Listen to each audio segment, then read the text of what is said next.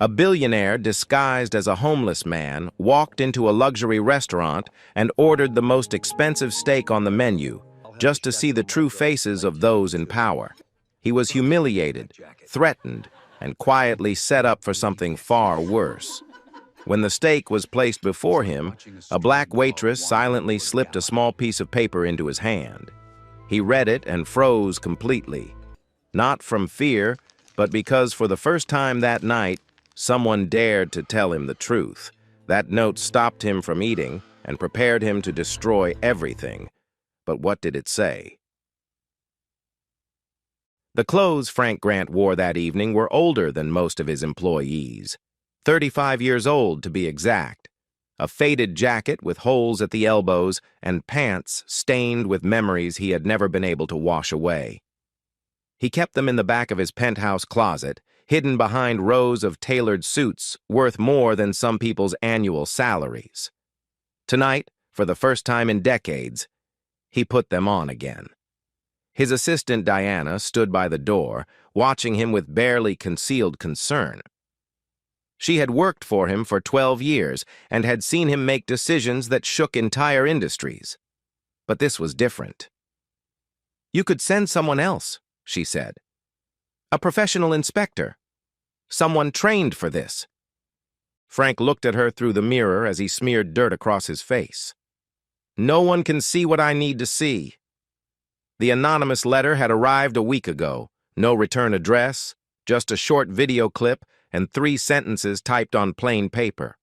The video showed a man in ragged clothes being dragged out of a restaurant by security guards while well-dressed customers laughed. The letter read, "Le Méridien, your restaurant, your responsibility, or isn't it?" Le Méridien was the worst-performing location in his entire chain. The quarterly reports blamed it on the neighborhood, the economy, the changing demographics. But Frank had built his empire on one simple principle. Every person who walks through the door deserves to be treated with dignity. If that principle was being violated under his name, he needed to know. He removed his Patek Philippe watch, slipped off his wedding ring, and placed them on the dresser.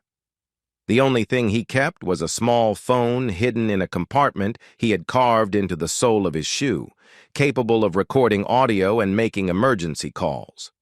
As he headed for the door, Diana made one last attempt. "Frank, please, at least take security."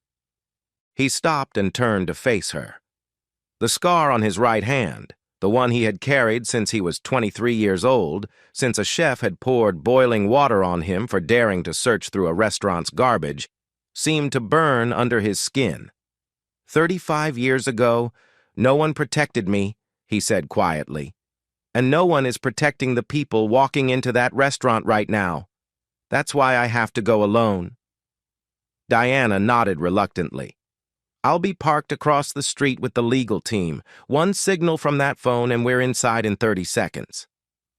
Frank allowed himself a small smile. "That's why I keep you around." At 7 o'clock on a Saturday evening, Le Méridien was alive with the sound of clinking glasses and murmured conversations. Crystal chandeliers cast warm light over white tablecloths, and the scent of seared beef and expensive wine hung in the air.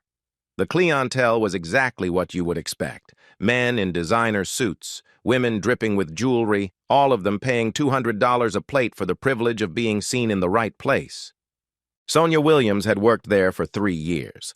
Long enough to know that the gleaming surface hid something rotten underneath.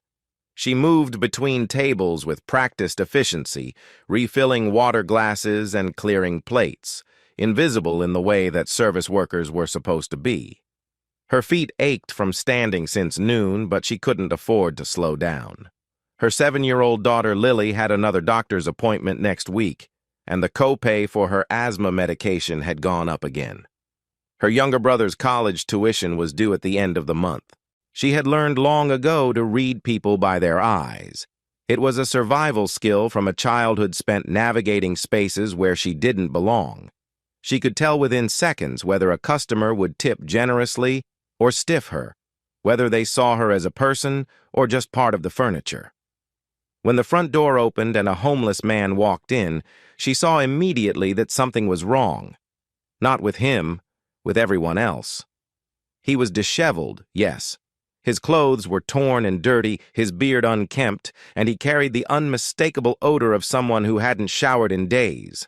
But his posture was wrong. His shoulders were too straight, his stride too confident. And his eyes, dark, watchful, taking in every detail of the room. Those were not the eyes of a man who had been defeated by life. The hostess tried to block him at the entrance, her smile frozen in professional horror. The security guard moved closer, hand already reaching for his radio. And then, Ricky Thornton appeared.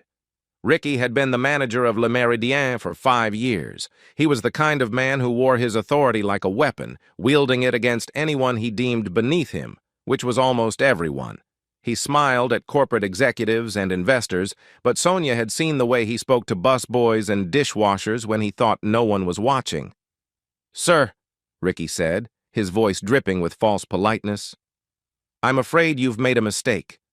This establishment may not be suitable for your situation." The homeless man didn't flinch. Instead, he reached into his pocket and pulled out a thick wad of cash, more money than Sonia made in a month. "Table 7, he said calmly. "The Wagyu A5, medium rare. I'll pay in advance." A ripple of shock went through the room. Ricky's smile flickered, caught between greed and disgust. He couldn't refuse paying customers, that was rule number 1 in the hospitality industry. But every instinct was screaming at him to throw this man out. "Of course," Ricky said through gritted teeth. "Right this way." He led the man to the worst table in the restaurant, tucked in a corner near the kitchen doors and the restroom hallway, where the noise was loudest and the smell occasionally drifted in from the garbage bins outside. It was the table they used for customers they wanted to humiliate into leaving. The homeless man sat down without complaint. Ricky turned to scan the floor, his eyes landing on Sonia. "You," he said. "You're always talking about helping people in need. Here's your chance." It was meant as punishment, and they both knew it. Sonia walked to the table, water pitcher in hand, and poured a glass without meeting the man's eyes. But when she set it down, she felt him watching her. She looked up. His eyes caught hers, and in that moment, something passed between them. Recognition, maybe, or understanding. She couldn't name it, but it made her skin prickle with unease. This man was not who he appeared to be. In the kitchen, Ricky pulled the sous chef aside. Carlos Taylor was 28 years old and had been working at Le Méridien for 2 years. He was good at his job, talented enough to run his own kitchen someday, but he had a wife at home who was 7 months pregnant and a stack of medical bills that kept him chained to this place. Ricky led him to a corner where the security cameras couldn't reach. "The Wagyu for the homeless guy," Ricky said, keeping his voice low. "Use the one that got sent back yesterday, the one that sat out for 2 hours before we put it back in the freezer." Carlos felt his stomach drop. "Ricky, that steak is compromised. If he eats it..." "If he eats it, what? He gets a stomach ache?" Ricky laughed softly. "Who's going to believe a homeless man over a 5-star restaurant? He probably eats out of dumpsters anyway. Consider it a favor. This might be the best meal of his life." "But if he gets seriously sick?" Ricky's expression hardened. "Remember that $2,000 bottle of wine you dropped last month? The one I said I'd handle so it wouldn't come out of your paycheck?" He let the threat hang in the air. "Just do what I tell you, Carlos.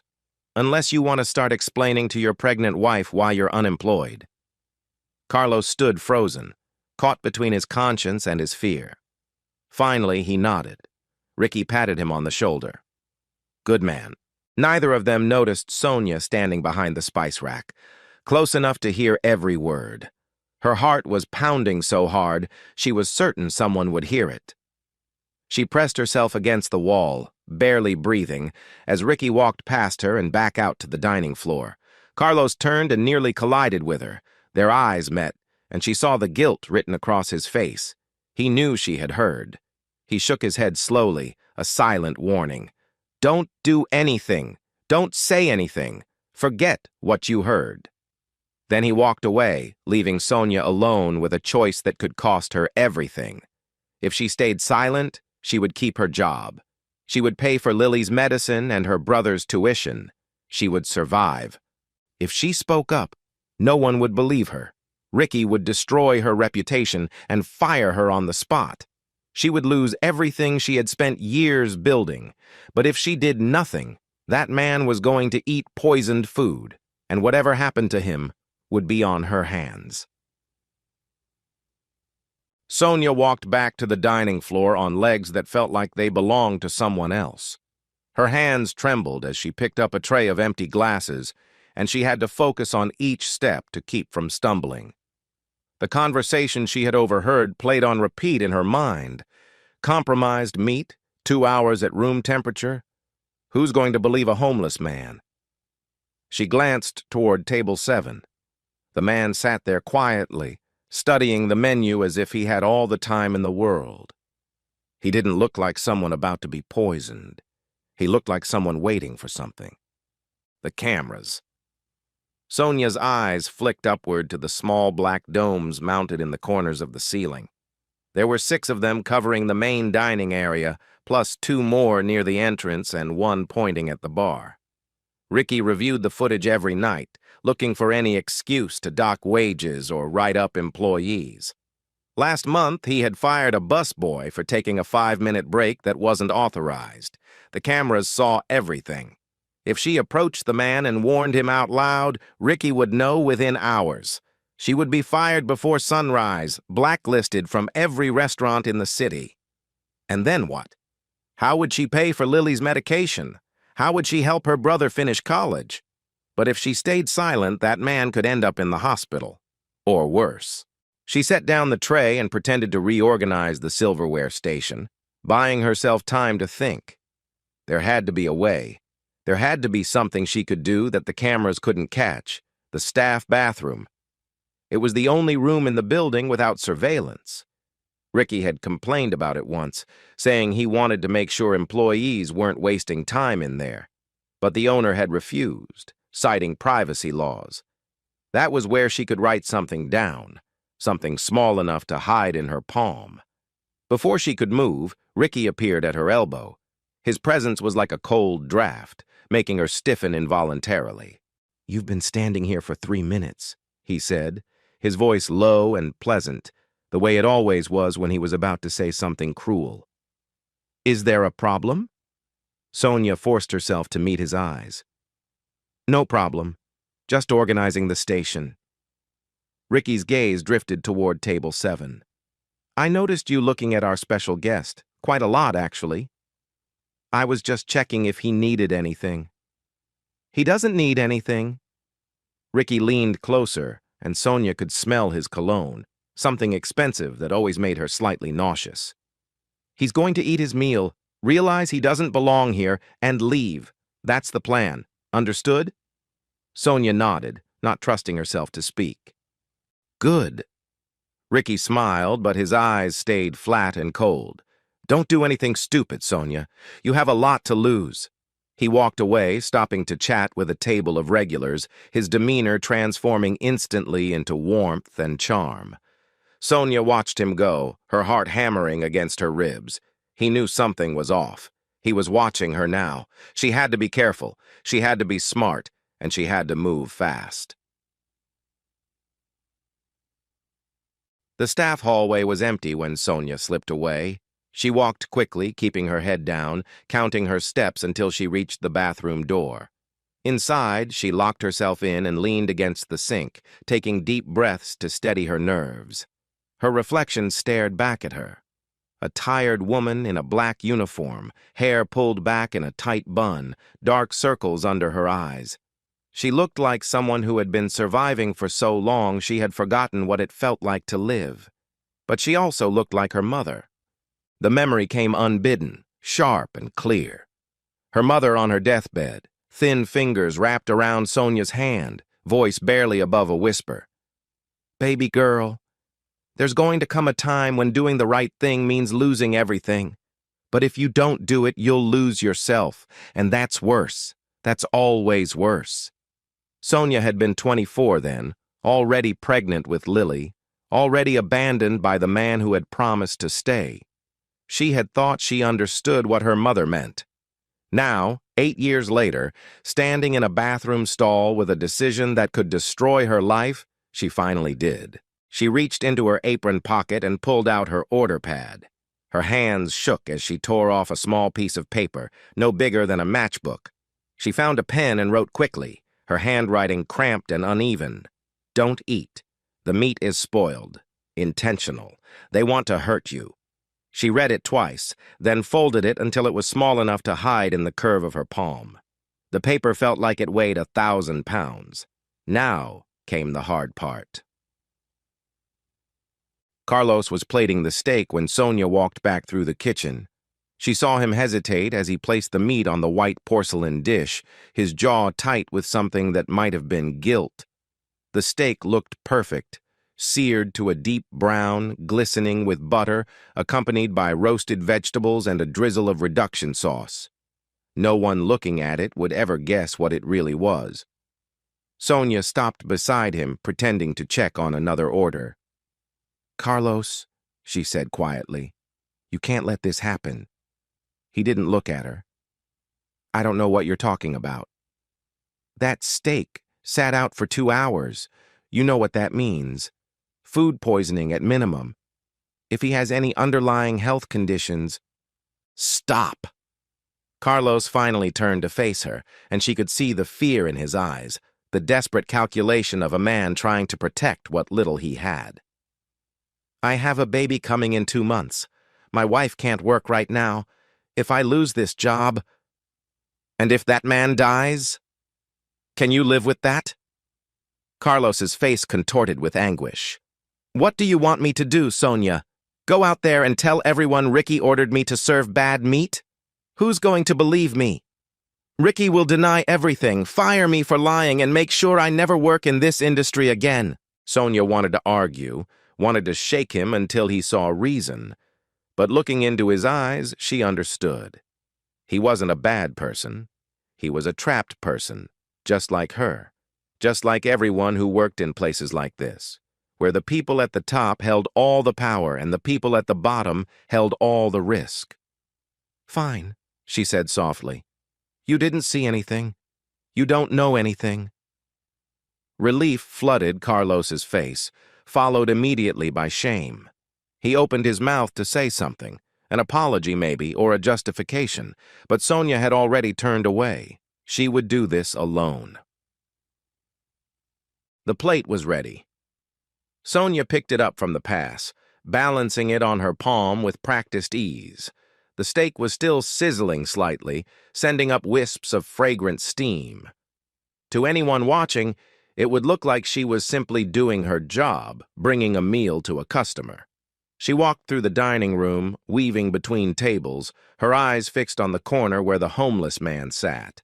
Her free hand hung at her side, the folded paper pressed between her fingers, hidden from view. 10 feet away, 5 feet, 2 feet. She stopped at the edge of the table and set the plate down gently, positioning the steak in front of him with a server's precision. "Your Wagyu A5, sir," she said, loud enough for nearby tables to hear. "Medium rare as requested." The man looked up at her, and again, she felt that strange spark of recognition.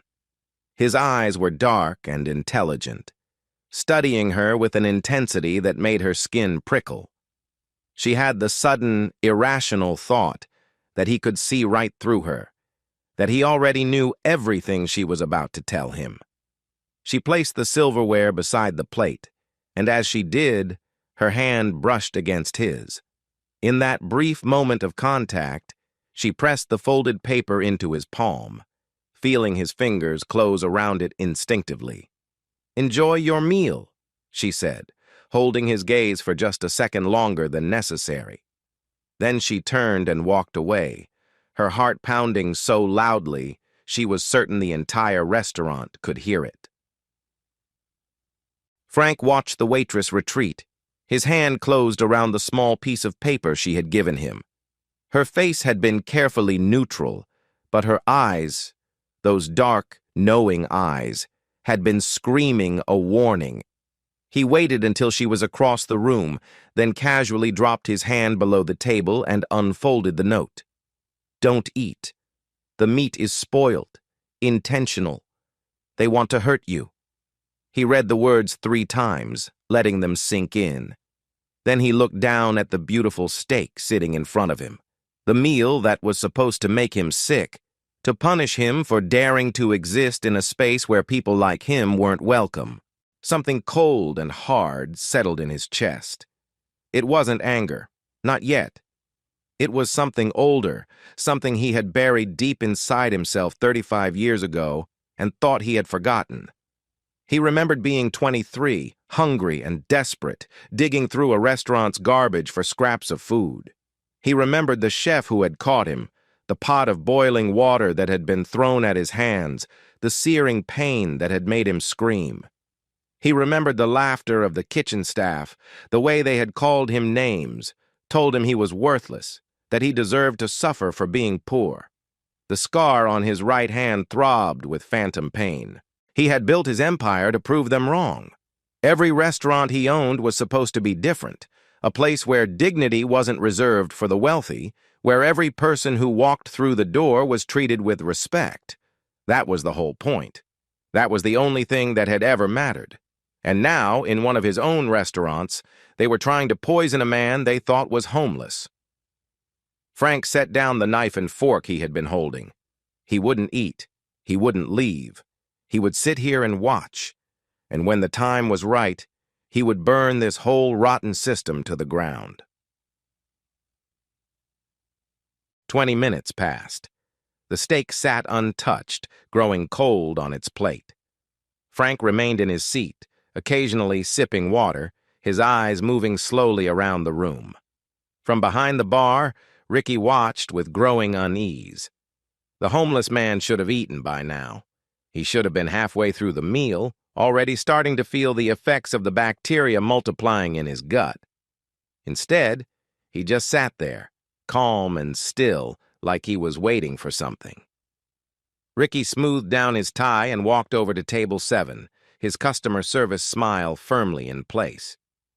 "Is everything all right with your meal, sir?" he asked, letting a note of concern creep into his voice. "You haven't touched it." The homeless man looked up at him. There was something in his expression that Ricky couldn't quite read, something that made him feel like he was the one being evaluated rather than the other way around. "The atmosphere," the man said. "I'm enjoying it." Ricky's smile flickered. "I see. Well, if there's anything wrong with the food, I'd be happy to have the kitchen prepare something else. The food looks perfect." The man's eyes held Ricky's without blinking. "I'm just savoring the moment." Something was wrong. Ricky could feel it in his bones, that prickling sensation at the back of his neck that had saved him from trouble more times than he could count. This man was not behaving the way a homeless person should behave. He was too confident, too calm, too controlled. Ricky glanced across the room to where Sonia was refilling water glasses at another table. She had served him.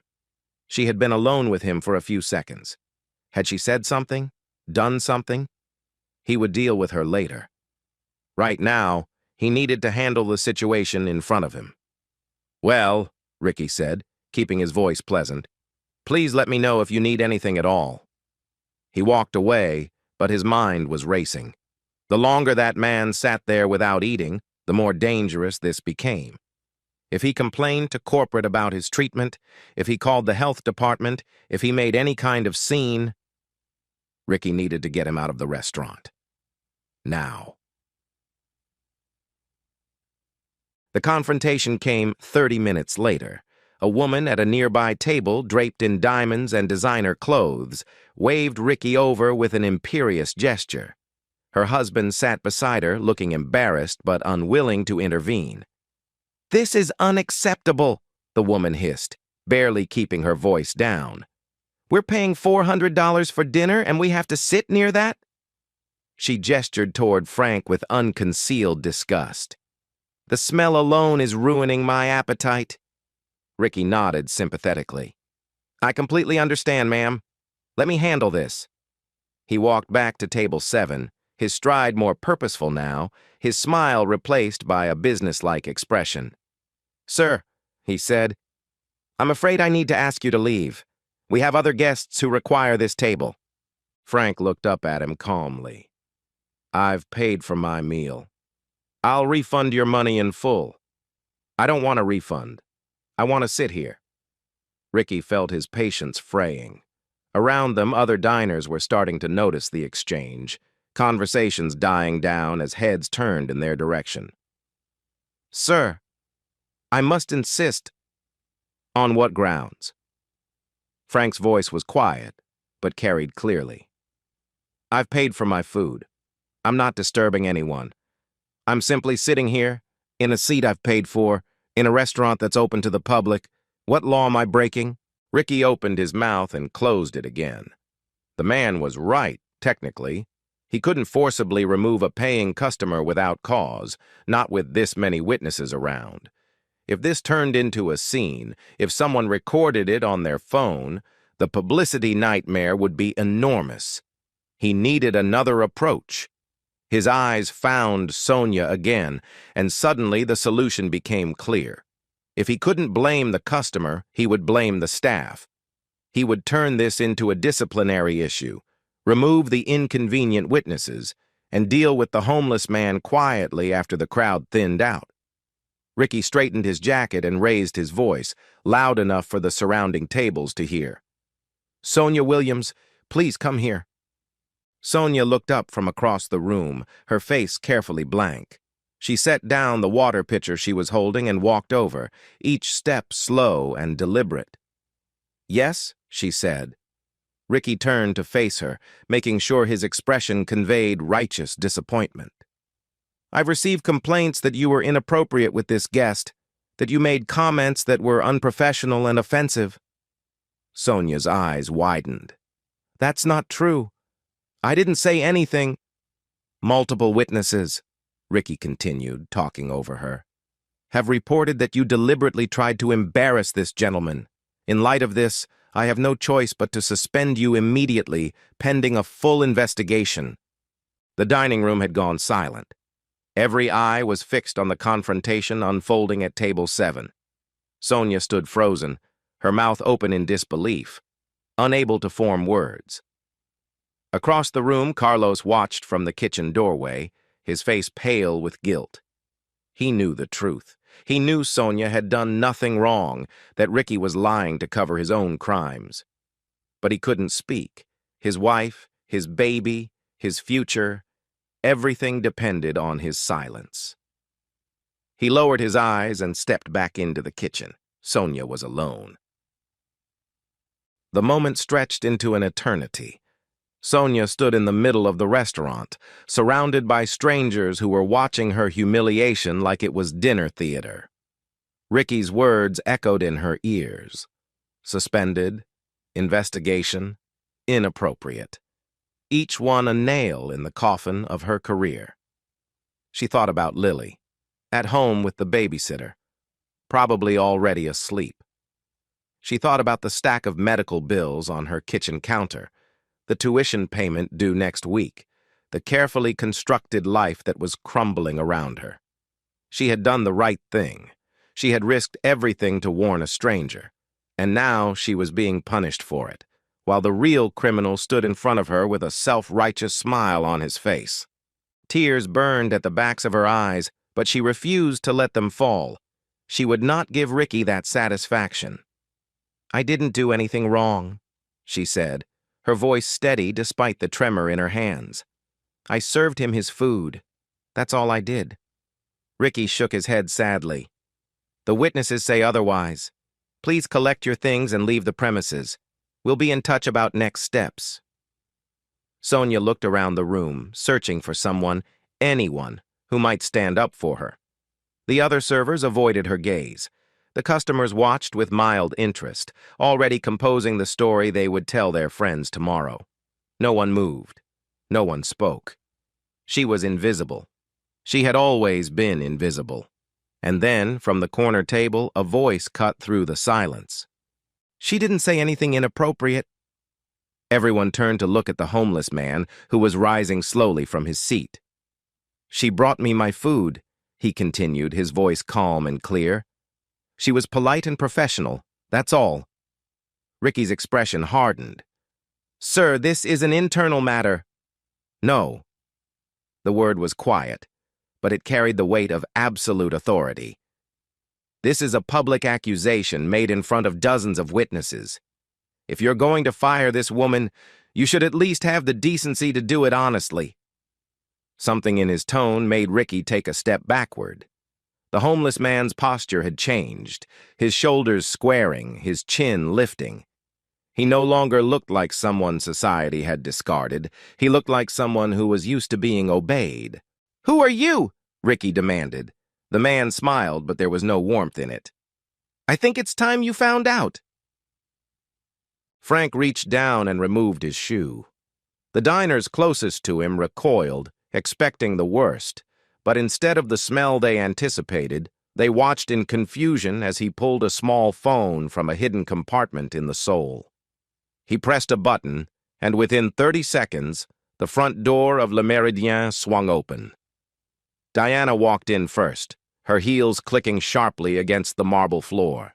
She was dressed in a tailored charcoal suit, her expression cold and professional. Behind her came two men in dark blazers, lawyers, judging by the briefcases they carried, and 4 members of a private security team.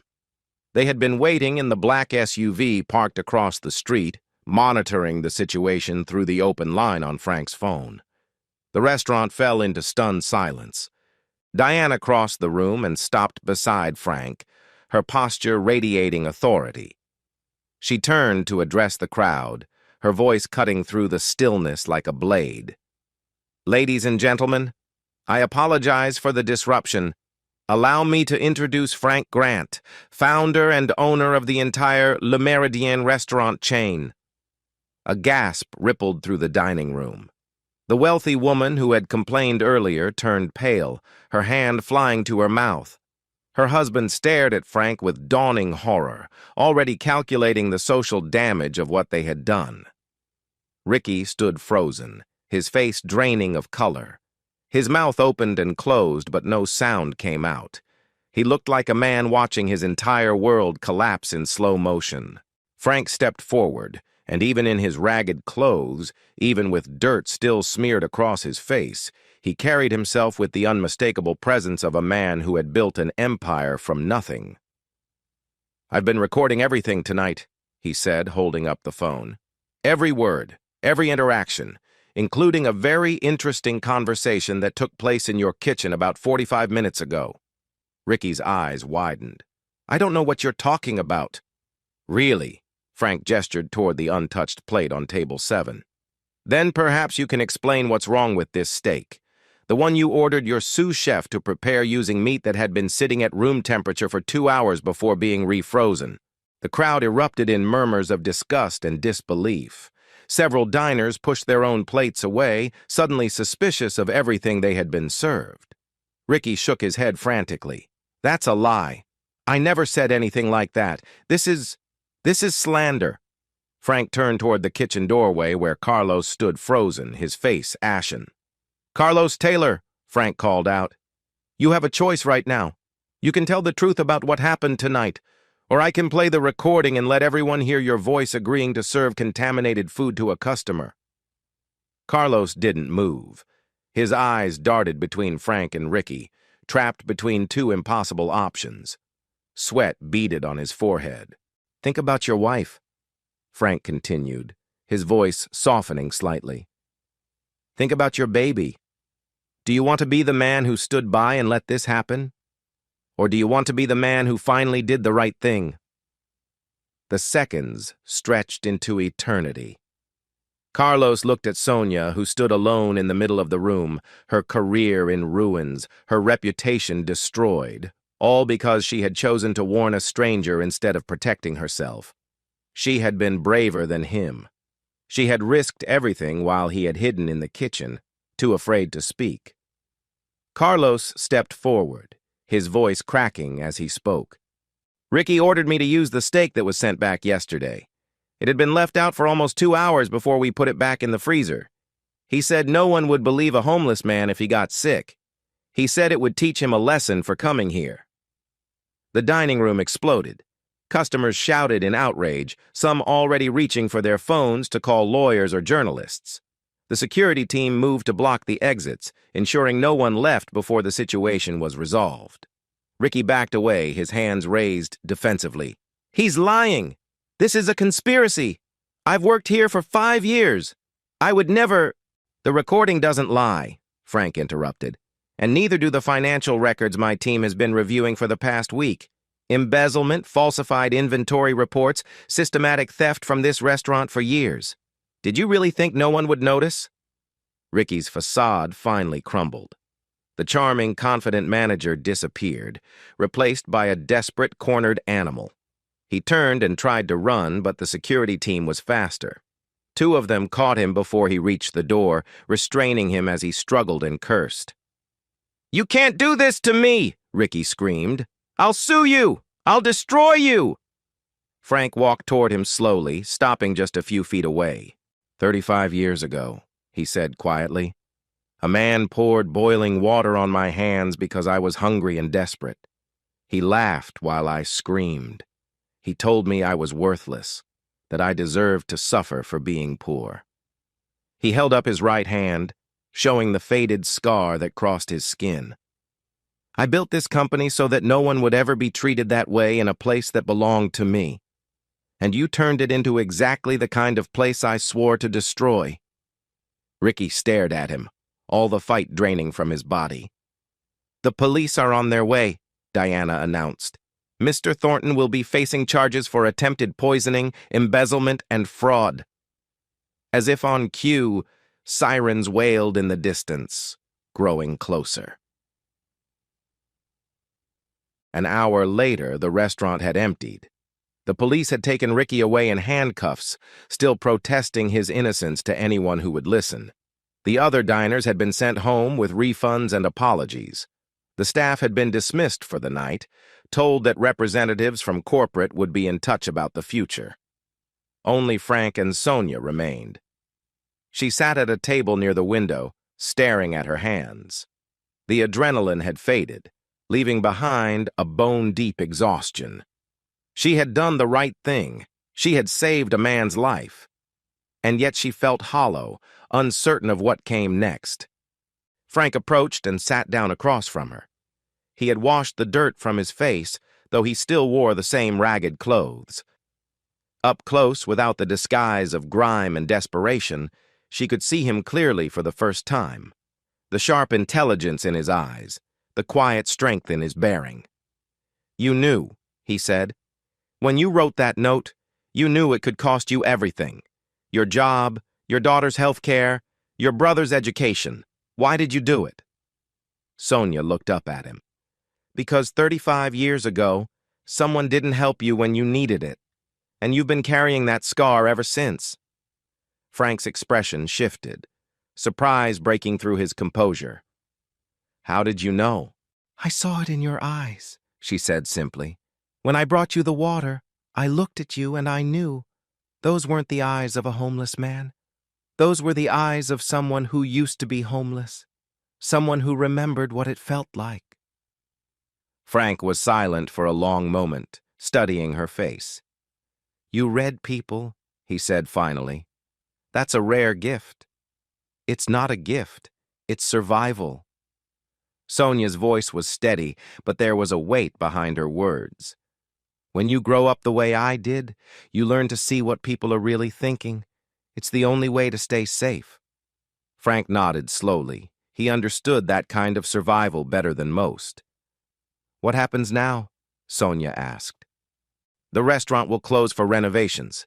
New management, new staff training, new everything." He leaned forward slightly. "And I need someone to lead it. Someone who understands what this place should be. Someone who has the courage to do the right thing even when it costs them." Sonia stared at him. "You're offering me a job?" "I'm offering you a choice," Frank corrected. This isn't charity, and it isn't a reward. It's an opportunity. You can take it or leave it. 1 week later, Sonia's phone rang. She was sitting in her small apartment, Lily asleep in the next room, the familiar stack of bills spread across the kitchen table. The caller ID showed a number she didn't recognize. Ms. Williams? This is Diana, Mr. Grant's assistant. He asked me to extend a formal offer for the position of general manager at Le Méridien, effective upon reopening. Sonia closed her eyes. She had been thinking about this moment ever since that night, turning it over in her mind, trying to decide what she wanted. The salary is competitive, Diana continued. Full benefits, including comprehensive health care for your family. Mr. Grant wanted me to emphasize that this is your decision. No pressure, no expectations. Sonia thought about her mother's words, spoken so many years ago. About doing the right thing even when it meant losing everything. About losing yourself if you didn't. She had done the right thing. And instead of losing everything, she had been given a chance at something new. I'll take it, she said. But I have one condition. 3 months later, Le Méridien reopened. The space had been transformed. Same elegant bones, but warmer now, more welcoming. The lighting was softer, the music gentler, the staff trained in a philosophy that Sonia had helped develop. Every person who walks through these doors deserves to be treated with dignity, regardless of how they look or how much money they have. Sonia stood near the entrance in a tailored black suit, greeting guests as they arrived. She looked different than she had 3 months ago. Not just the clothes, but the way she carried herself. Her shoulders were straight, her chin lifted, her eyes clear and confident. The door opened, and a man walked in. His clothes were worn and dirty, his hair unkempt, his shoes held together with tape. He looked around nervously, clearly expecting to be thrown out. The hostess hesitated, glancing toward Sonia. Sonia walked forward before anyone else could react. "Welcome to Le Méridien," she said warmly, extending her hand. "Would you like a table by the window?" The man stared at her in disbelief, waiting for the catch, the cruel joke. But there was none. "I don't have much money," he admitted quietly. Sonia smiled. "That's all right. We have a community menu for guests who need it. Please, come in." She led him to a table near the window, the best seat in the house. As she walked back to her post, she passed a new addition to the restaurant's decor, a small frame mounted on the wall near the entrance. Inside the frame was a piece of paper, creased and worn, with cramped handwriting that read, "Don't eat. The meat is spoiled, intentional. They want to hurt you." Beneath it, a small plaque bore an inscription. "One small act of courage can change everything." This note saved a life and brought down a corrupt system. It hangs here to remind us, dignity is not a privilege. It is a right. Sonia Williams, general manager. That had been her condition. And every day, when new employees started their training, they stood before that frame and learned the story of the night everything changed. The night a billionaire dressed as a homeless man walked into a restaurant, and a waitress with nothing to lose risked everything to save him. Because sometimes the people with the least power are the ones who change the world.